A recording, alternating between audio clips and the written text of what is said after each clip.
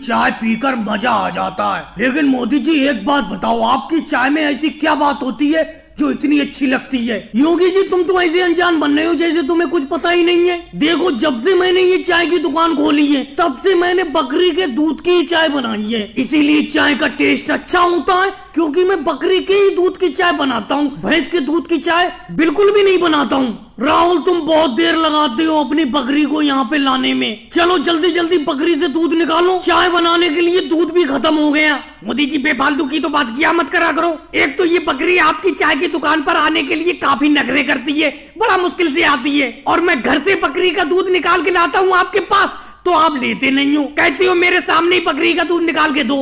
राहुल तुम भी बेफालतू की बात मत किया करो। तुम जब भी बकरी का दूध घर से लाती हो बिल्कुल पतला दूध होता है, और जब मेरे सामने यहाँ पे बकरी का दूध निकालते हो तो बिल्कुल गाढ़ा दूध होता है। अभी देखो तुम्हारे सामने ही योगी जी मेरी चाय की तारीफ भी कर रहे थे। यही दूध अगर तुम घर से बकरी का निकाल के लाए होते तो पानी मिला के लाए होते और चाय में इतना मजा होता नहीं। मेरे यहाँ पर बहुत बहुत दूर से लोग चाय पीने के लिए आते हैं। अगर मैं इस बकरी के दूध के खरे पैसे देता हूँ तो खरा दूध भी तो लूंगा, मतलब प्योर दूध लूंगा मैं। मोदी जी आपको बहम लगता है बेफालतू का, मैं घर से कोई पानी मिला के लाता हूँ दूध में, और खरा पैसा क्या क्या अलग से मुझे पैसे दे रहे हो? अलग से दे नहीं रहा हूँ पैसे, बकरी का दूध गांव में सब लोग 100 रुपए लीटर बेच रहे हैं और मैं तुम्हारी बकरी का दूध 150 रुपए लीटर लेता हूँ। मोदी जी वाकई में आप प्योर दूध की चाय बनाते हो। अरे भैंस की दूध की चाय तो सभी लोग बेचते हैं, लेकिन बकरी के दूध की चाय बहुत ही कम लोग बेचते हैं। अखिलेश बहुत कम लोग नहीं बेचते हैं, मैं ही बकरी के दूध की चाय बेचता हूँ क्योंकि बकरी का दूध मिलना बड़ा मुश्किल होता है।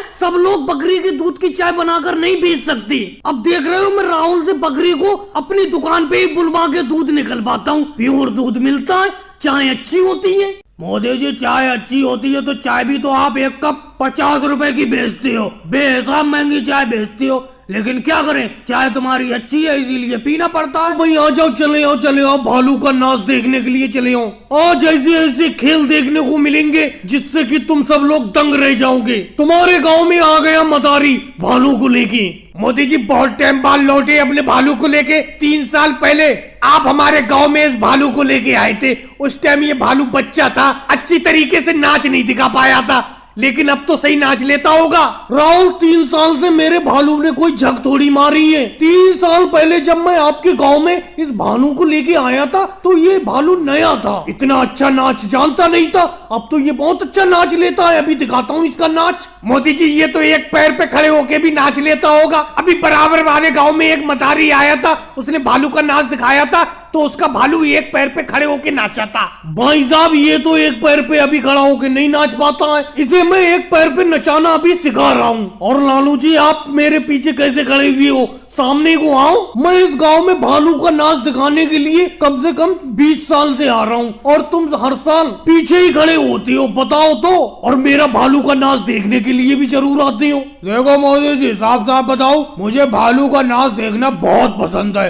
लेकिन मुझे भालू से डर भी बहुत लगता है, इसीलिए पीछे खड़े होकर नाच देखता हूँ। मोदी जी आप तो कह रहे थे कि 3 साल में आपने भालू को बहुत अच्छा नाच दिखा दिया, ये तो सही तरीके से नाच ही नहीं रहा है। मुझे इसका नाच बिल्कुल पसंद नहीं आ रहा है, मैं तो जा रहा हूँ। हमें साजी बेफालतू की बात नहीं करते, मेरा भालू कोई एकदम थोड़ी नाचने लगेगा, थोड़ा वक्त लगेगा नाचने में। कुछ देर यहाँ पे रुको तो तुम तो आफत मचाए पड़े हो। मोदी जी कितनी देर रुके यहाँ पे, हमें तो खेत पे काम करने के लिए जाना है, आपको और कोई काम थोड़ी है। आप तो इस भालू को लेके दूसरे गांव में निकल जाओगे, हमें तो अपनी खेती बाड़ी भी देखना है। भाई साहब आपको खेती बाड़ी देखने के लिए मैं मना करा हुआ हूँ, अभी जाना चाहती हो अभी चले जाओ, ये तो भालू का खेल है, तुम जाओगे दूसरे लोग देखने के लिए आ जाएंगे। मोदी जी आप इस भालू को खिलाते क्या हो, मेरा मतलब ये क्या खाता है? बहन मायावती जी आप भी बेफालतू के सवाल करती हो, ये शहद बहुत शौक से खाता है, पूछ लो मोदी जी से, शहद का खाने का बहुत शौकीन है ये। नहीं मनोहर लाल खट्टर जी, ये आलू की सब्जी भी बहुत अच्छी तरीके से खाता है। अरे भाई लोगों तुम यहाँ पे भालू का नाच देखने के लिए आए हो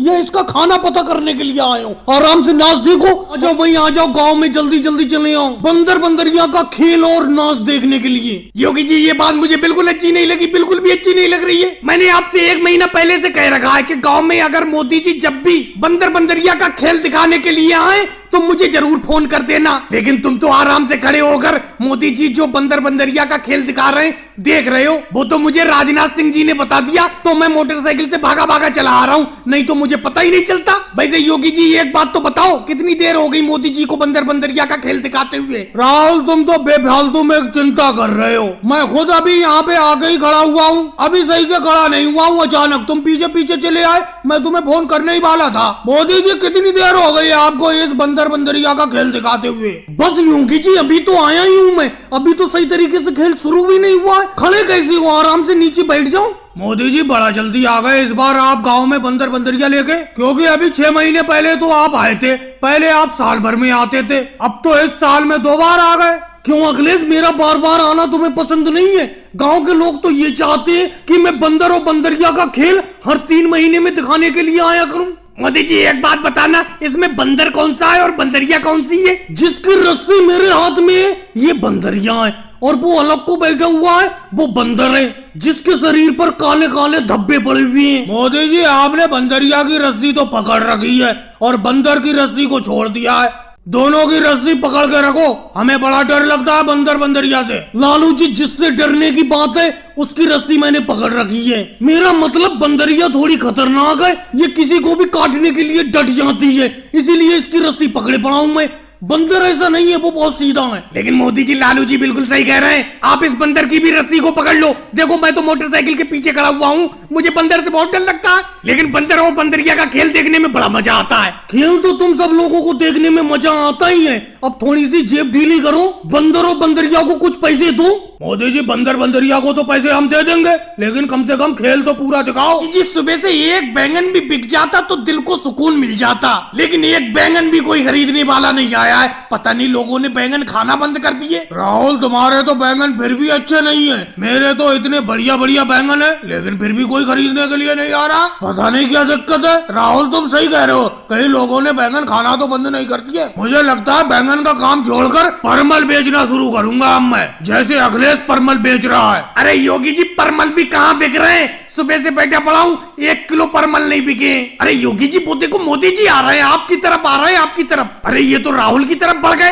राहुल ये बैंगन क्या रेट बेच रहे हो? बैंगन खाने का मन है आज, 1 किलो बैंगन खरीद कर ले जाऊंगा। मोदी जी सुबह से एक बैंगन तो बिका नहीं है, तुम मेरे पहले ग्राहक हो, जिस रेट में भी ले जाना चाहते हो ले जाओ बैंगन को। तो राहुल फ्री में दे दो, 1 किलो बैंगन फ्री में दे दो। अरे मोदी जी मैंने ये कहा किसी रेट में भी ले जाना चाहते हो ले जाओ, फ्री में थोड़ी बोला।